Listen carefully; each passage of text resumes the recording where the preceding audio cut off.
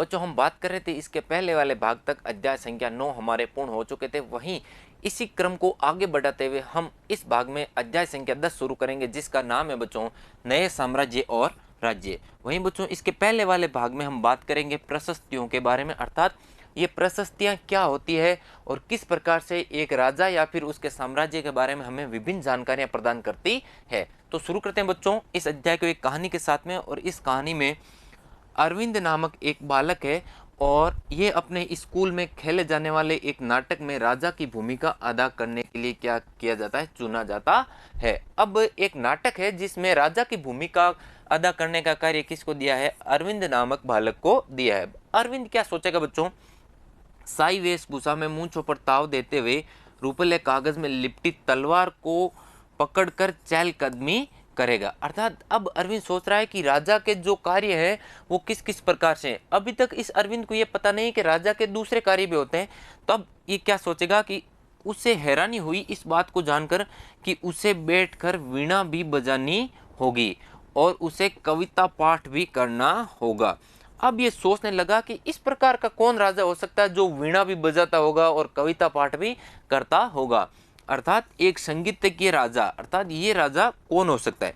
तो बच्चों एक राजा है समुद्रगुप्त, इसके बारे में ये बात हो रही है। और गुप्त वंश के सबसे प्रतापी राजा ये है समुद्रगुप्त। और समुद्रगुप्त बच्चों वीणा बजाने के प्रसिद्ध शासक रहे हैं। अर्थात ये पूरी बात किसके बारे में हो रही है, गुप्त वंश के शासक हैं समुद्रगुप्त के बारे में। अब देखिए बच्चों इनके बारे में हमें प्रशस्तियां और इन प्रशस्तियों से क्या क्या जानकारी प्राप्त हो रही है। देखें बच्चों, पहले देखेंगे प्रशस्ति होती क्या है। तो ये एक संस्कृत का बच्चों शब्द है और इस शब्द का अर्थ होता है किसी के बारे में प्रशंसा करना। अर्थात ये एक विशेष प्रकार का क्या है बच्चों, अभिलेख ही है। और इस अभिलेख में किसी विशेष जो राजा है उसके बारे में क्या की जाएगी, प्रशंसा की जाएगी। तो ऐसा अभिलेख जिसमें किसी शासक विशेष के बारे में प्रशंसा की जाए तो वह अभिलेख क्या कहलाएगा, प्रशस्ति कहलाएगा। देखिए बच्चों ये एक विशेष प्रकार का अभिलेख ही होता है और इसमें क्या होती है, राजा की प्रशस्तियां या फिर राजा की जो प्रशंसाएं होती हैं उनका गुणगान किया जाता है। समुद्रगुप्त की प्रशस्ति गुप्त वंश के सबसे प्रतापी राजा और इनके दरबारी कवि हुए थे बच्चों हरिशेन। हरिशेन नामक व्यक्ति हैं जो इनके दरबारी कवि हैं, कि इनके समुद्रगुप्त के दरबारी कवि हैं। इस प्रशस्ति से हमें क्या है कि कवि ने राजा को क्या बताया है, एक योद्धा के रूप में बताया है और युद्धों को जीतने वाला विद्वान और एक उत्कृष्ट कवि के रूप में क्या की है, प्रशंसा की है। प्रशंसा की है इसलिए ये बच्चों क्या है, समुद्रगुप्त की प्रशस्ति है। इसमें समुद्रगुप्त के बारे में जानकारी दी गई है, उनके युद्धों के बारे में जानकारी दी गई है, उनके कवि और वीणा बजाने के जो गुण हैं उनके बारे में हमें जानकारी प्राप्त होती है समुद्रगुप्त की प्रशस्ति से। कवि ने इस प्रशस्ति में राजा को ईश्वर के समान बताया है और इस प्रशस्ति में अनेकों लंबे लंबे वाक्य दिए गए हैं, जिसका एक अंश हम यहाँ पे देखते हैं कि योद्धा समुद्रगुप्त, जिनका शरीर युद्ध के मैदान में कुठारों, कुल्हाड़ियों, तीरों, भालों, बर्छों, तलवारों, लोहे की गदाओं और नुकीले तीरों और अन्य सैकड़ों हथियारों से लगे घावों के दाग से भरे होने के कारण क्या दिखता है, अत्यंत ही सुंदर दिखता है। अब बच्चों ये जो समुद्रगुप्त की प्रशस्ति है उसका एक अंश है ये जो लाइनें हैं वो। इसमें देखें बच्चों ये डायग्राम आप देख रहे हैं और ये भी देख रहे हैं, इसमें क्या किया गया है कि जो समुद्रगुप्त हैं गुप्त वंश के सबसे प्रतापी शासक, इनको इनके जो सिक्के हैं उनके ऊपर वीणा बजाते हुए इस स्थिति में दर्शाया गया है। इनको आप इस डायग्राम के थ्रू देख सकते हैं। अब देखिए बच्चों ये मानचित्र है और इस मानचित्र में हरिशेन जो क्या है कि अपने जो समुद्रगुप्त है इनका क्या है, दरबारी कवि है। हरिशेन द्वारा वर्णित 4 विभिन्न प्रकार के राजाओं और उनके प्रति समुद्रगुप्त की जो भिन्न भिन्न नीतियां हैं उनको दर्शाया गया है। अर्थात समुद्रगुप्त यहाँ पे क्या करेगा, उपमहाद्वीप के जो 4 क्षेत्र हैं अलग अलग, इन अलग अलग क्षेत्रों के जो अलग अलग राजा है, इन राजाओं के साथ में विभिन्न प्रकार की जो नीतियां अपनाई जाती है उन नीतियों का वर्णन करेगा कौन, हरिशेन नामक जो इनका क्या है, दरबारी कवि। तो इसमें देखिए बच्चों सबसे पहले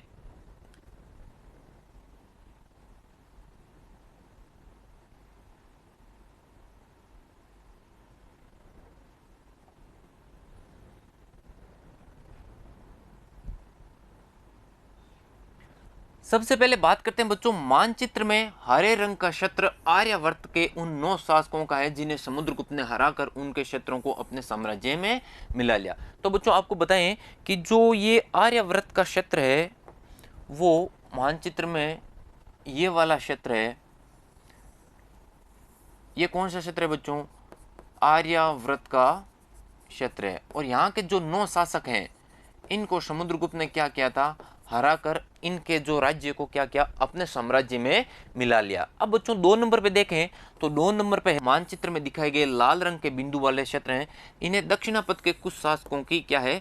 राजधानियां है। और इन शासकों के समर्पण के बाद में पुनः शासन करने की अनुमति समुद्रगुप्त के द्वारा दी गई। देखें बच्चों मानचित्र में ये जो लाल रंग के बिंदु आपको दिखाई दे रहे हैं ये दक्षिणापथ के जो मुख्य मुख्य राज्य हैं और इन राज्यों की संख्या थी बच्चों 12। अर्थात ये क्या है?